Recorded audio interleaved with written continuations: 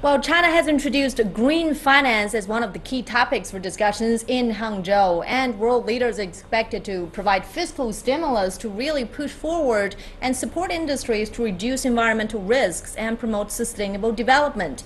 So to talk more about this, we have invited Ms. Zhang Yi. She's a commentator from Xinhua News Agency. Welcome, Ms. Zhang, to our program, to our studio here in Hangzhou. Thank you for having us. So why do you think green growth has been chosen as one of the topics here at the Hangzhou Summit while the world is undergoing a major slowdown? It may seem at first sight that the economic recession and also the green finance has nothing to do with each other, but actually these two are deeply connected with each other.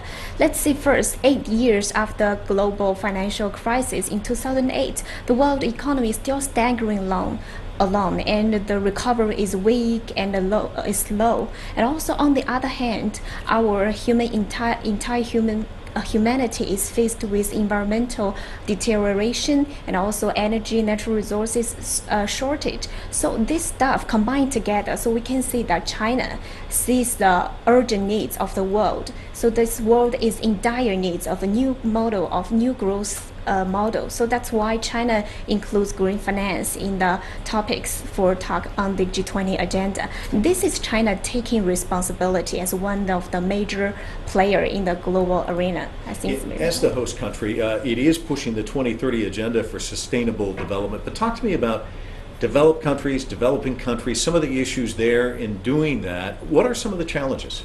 Yeah, I think the challenges there is mainly about the underrepresentation of some less developed countries, for example, like least developed in African countries. That's why China this year invited a record number of these countries, developing countries, to come to Hangzhou to have a discussion on the implementation for the 2030 UN agenda. That's why Chad, Egypt, Kazakhstan, and also Senegal and many other countries are invited. These countries represent different regional institutions like African Union, ASEAN, and Shanghai Cooperation Organization. So they are very important. This Hangzhou summit built a platform for all the countries come together to coordinate and cooperate so as to facilitate for the implementation for the agenda. Well, Ms. Zhang, talking about this green growth initiative, we know that Hangzhou is a success story in itself, different green initiatives, and keeps attracting millions of tourists here every year, year after year. So how was it able to do it, and what's the strategy looks like to you?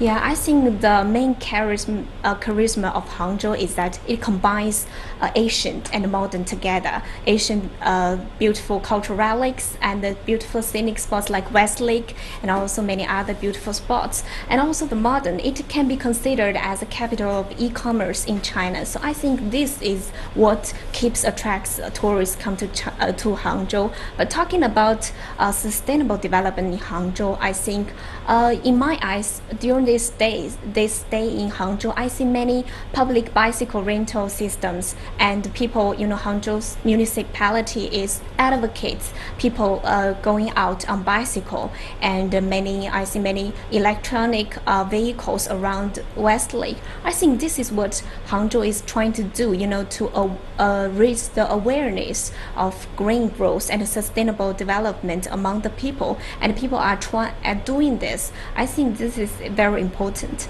Thank you very much. I was just going to say, it's great to host it here in Hangzhou because you look at how pristine and beautiful this is. It really is. And the fact that, as you pointed out, that our climate's under threat, but to look at something as beautiful as this, we can't afford to lose it, and that's why it's so important that the leaders gather here. Yeah, definitely. That's why we are getting together here to talk about something to change the situation. Yeah. Exactly. Thank you so much, Ms. Zhang Yi, for your insights on this. You're welcome.